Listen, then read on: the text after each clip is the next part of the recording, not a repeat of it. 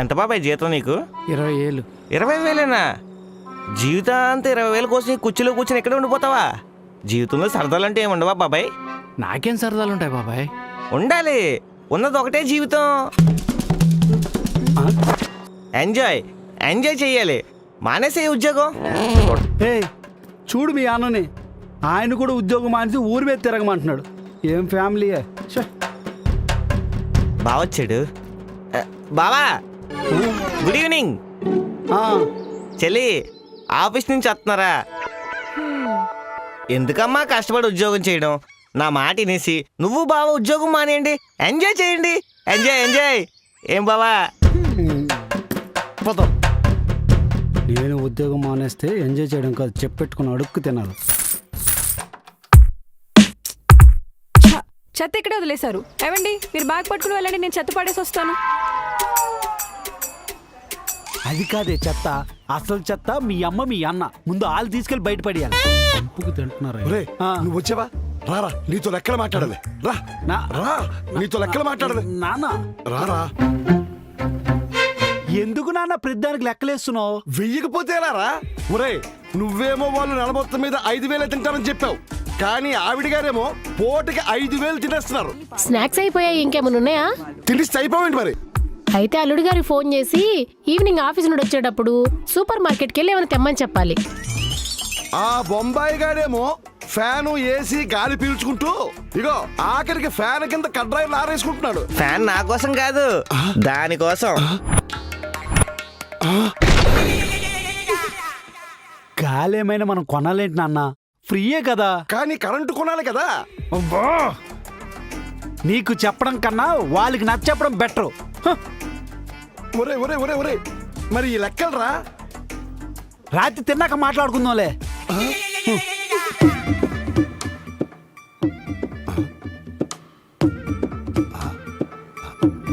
ఏండే, కాలు కింద పెట్టండి. ఏమన్నయ్య గారు, నాకు ఇలా చాలా కంఫర్ట్ గా ఉంది. కాలు కింద పెడితే ఇంకా కంఫర్ట్ గా ఉంటుందండి. రక్త ప్రసరణ బాగా జరిగి ఆరోగ్యం బాగుంటుందని నిన్నే పేపర్లో చదివా. ఆ పేపర్ వాడు చేతికొచ్చిందలా రాస్తుంటాడు అన్నయ్య గారు, మీరు అవన్నీ పట్టించుకోకూడదు. అది కాదండి, కాలు దించండి. నాన్న ఏమైంది? అది కాదురా, కాలు దించి కూర్చోమంటే మీ అత్త కూర్చోట్లేదు. అమ్మో, నా రిమోట్ ఏది?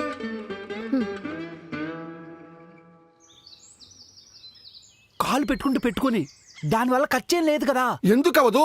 సోఫా కవర్ మాసిపోతే ఉతకాలి, ఉతకడానికి నీళ్లు ఖర్చు, సర్ఫు ఖర్చు, ఉతికేటప్పుడు చిరిగిపోతే దారం ఖర్చు, ఇలా ఎన్నో ఖర్చులు. ఇదిగో ముందెళ్ళి ఆవిడ సోఫా మించి కాలు దించమని చెప్పు.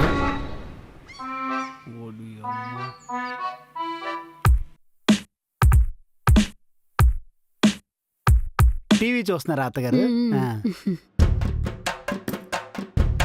ఫుడ్ ఎక్కువ తినడం వల్ల గుండెల్లో కొవ్వు పెరిగిపోయి గుండె అయిపోయిన మహిళ.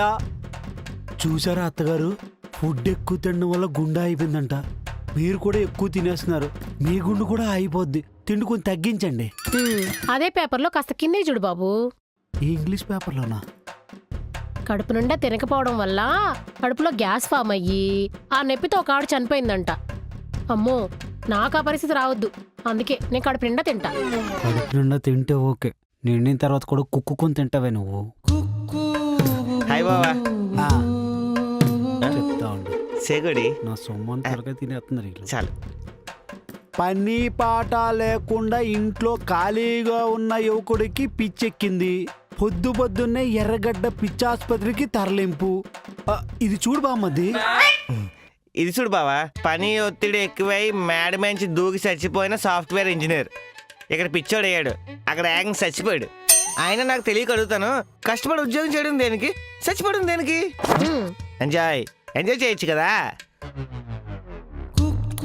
ముదురు టెంకులు ఈ తల్లి కొడుకులు ఇద్దరు సర్వం నాకేస్తున్నారు. ఇందు ఇందు,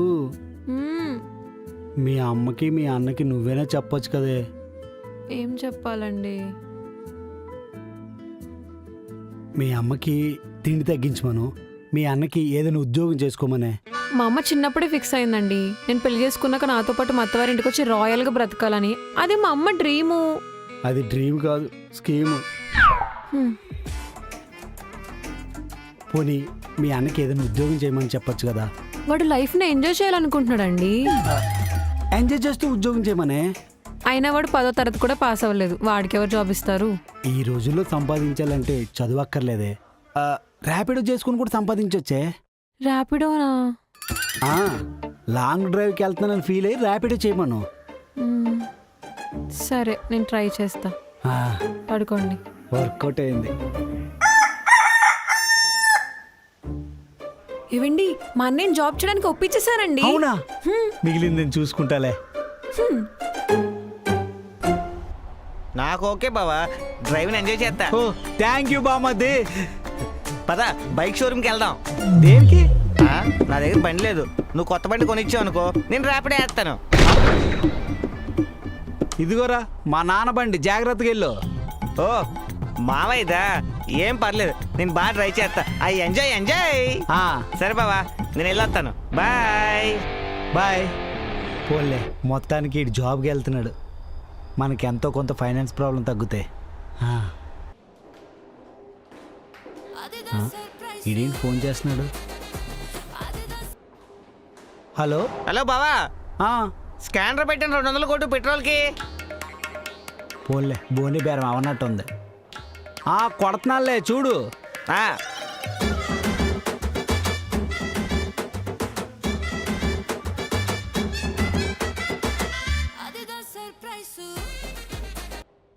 హలో. బావా పెట్రోల్కి 150. ఆడు ఫోన్పే పని చేయట్లేదు అనుకుంటా. సర్లే, ఇప్పుడు కూడా సాయంత్రం కొడతాడు. సర్లేరా, ఇప్పుడు కొడుతున్నా చూడు. ఆ,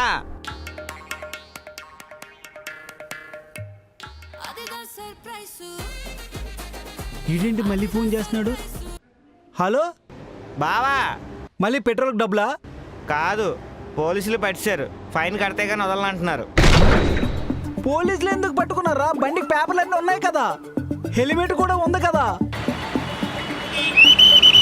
బావా హెల్మెట్ ఉంది కానీ నా తలకు లేదు.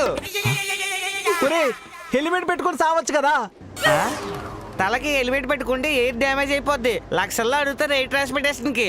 అసలకే నా అందానికి సీక్రెటే ఎయిరు. అదేదో ఫైన్ త్వరగా పంపించు, ఎండలో వెయిట్ చేయలేక చచ్చిపోతున్నాను. కొడుతున్నా చూడు.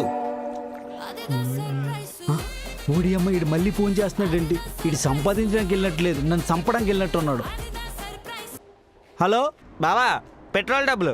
ఒరే, మళ్ళీ పెట్రోలా? ర్యాపిడో చేసిన డబ్బులన్నీ ఏం చేస్తున్నావురా? ఫస్ట్ రైడ్లో 60 రూపాయలు వచ్చాయి, సిగరెట్లు కొనుక్కొని తాగేసా. సెకండ్ రైడ్లో అమ్మాయి ఎక్కింది. నీకు తెలుసు కదా బావా, అమ్మాయి దగ్గర నేను డబ్బులు తీసుకోను, ప్రెస్టేజ్ ఇష్యూ.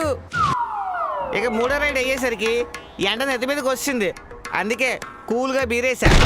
ఇదిగో ఇప్పుడు 4వ రైడ్ వేస్తున్నాను, అందుకే పెట్రోల్ డబ్బులు పంపి. ఆ డబ్బులు ఏం చేస్తావురా? కష్టపడుతున్నాను కదా బావా, రాత్రి బీరేయడం కోసం ఆ డబ్బులు దాచేస్తా. ఒరే, నువ్వు రోజు ఇంట్లో ఉంటే 5 సిగరెట్లు అవుతుందిరా, 500 పెట్రోల్ అవుతుందిరా. నువ్వు పోకురా, నువ్వు కష్టపడకురా, నువ్వు ఇంట్లో ఉండి సుఖపడు, ఎంజాయ్ చేయి, సరేనా? అవునా, అయితే నీ ఇష్టం. పెట్రోల్ డబ్బులు కొట్టు, ఇంటికి వచ్చేస్తా.